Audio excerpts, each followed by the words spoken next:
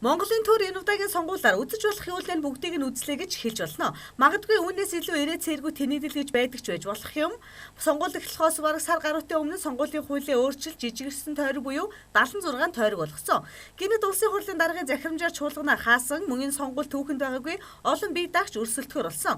Нийтдээ өнөөдрийн байдлаар 89 бие даагч бүртгүүлсэн байх юм. Мэдээж үүнээс нь олонний танил хүмүүс цөөнгүй. Улс төрийн намуудаас энэ сонгуульд хэний ч таамаг дэвшүүлж байгаагүй олонний танил урлаг спортынхныг оруулж ирснээрээ онцлог болж чадлаа. Уг нь өөрийнхөө салбараа хөгжүүлээд амжилтанд хүрээд явж чадаж байвал заавал тэр төрийн ордонд суудад бөглөхийн хэрэг байхгүй баймаар санагдана. Мөн энэ удаагийн ээлжид сонгуульд төрсэн ах トゥ бааз хөргөчүүл худ ургууд гээд төрөл садны холбоотой эрх мэд өрсөлдөн цойргууд 1-2-оор тогтохгүй байгаа юм. Гэхдээ гэр бүлийн гишүүд өөрөөр намаас нэр дэвшиж байгаа нь бүрч сонирхолтой юм а. Ямар ч тач хоёр өөр ном байгаад хинэн ч ялсан хамаагүй нөгөө хингой хөрөнгө хүртэл улсын хурлын гишүүн болохоос хойш гэдэг шок яриач хүртэл гараад амжижээ. Ингээд сонгуул нэр дэвшиж байгаа ураг төрлийн холбоотой эрх мүүдээс зухас танилцуулъя гэж үзлээ.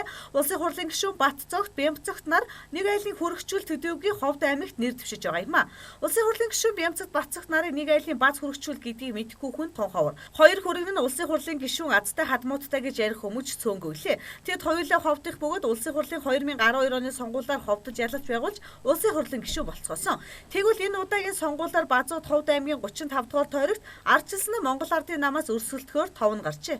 Дараагийнх нь Баянмөнх аваргын том охин Сүрэнжав Баянмөнх аваргын хүргэн байсан Сүхбат аварга нарын асуудал юм а. Улс аймгийн 33 дугаар тойрогт улсын хурлын гишүүн Хүрлбаатартай өрсөлдөх чадaltaй аавын охиноор тодроод байгаа нэр дэвшигч бол Дархан аврах Баянмөнхийн охин Сүрэнжав. Нэгэн цагт аав нь дэвшиж очсон ч бүдэрч унж байсан тойрогт Сүрэнжавыг ардчилсан намынхан илгээжээ. Тэгвэл нөгөө талд нь Баянмөнх аваргын экс хүргэн Дархан аврах Сүхбат Монгол ардын намаас Төв аймагт нэр дэвшиж явна. Нэгэн цагт хадам хүргэн гэгдэж явсан хоёр инхүү хоёр талд хоёр өөр намаас сонгуул нэр дэвшиж байна. Үндсэндээ өрсөлдөгч хоёр намаас нэр дэвшиж байгаа учраас тойрог өөрч өрсөлдөгчд болцоход байгаа гэж хэлж болно. Улсын хурлын гишүүн Сайхан Самбууд Усгад огтнол Эм нэгдлийн намаас Завхан аймгийн 18 дугаар тойрогт мандатаа авсан бол түүний дүү Бат Самбуу яг энэ тойрогт ахынхаа хуучин намаас нэр дэвших мандатаа өртөлжээ.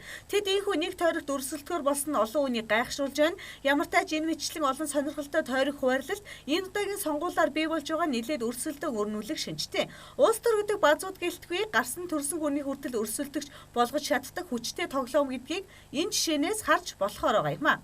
Үндэсний цэцэрлэг төрөлнгийн гих тодтголтой саран чимэг энэ удаагийн сонгуул Монгол ардын намаас Баянзүрх дүүрэгт нэр дэвшиж байгаа лээ. Тэгвэл түүний дүү Мон урааны гэгдэх Наранхүү ардчилсан намаас Дундгуу аймагт нэр дэвшиж байна. Наранхүүгийн хувьд Мон урааны гих тодтголоос гадна Манлаа уяж Эрдэнэ чулуунаас авсан шарга газаргаараа олон танигдсан нэг юм. Харин түүний ихж эко хадагтай тодтголын эзэн саран чимэг 2012 оноос хойш нийслэлийн иргэдийн төлөөлөгчдийн хурлын тэргүүлэгчээр ажилласан юм а.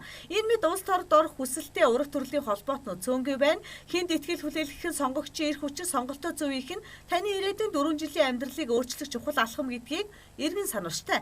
Өдрийн тойлд уян мэдээллээ.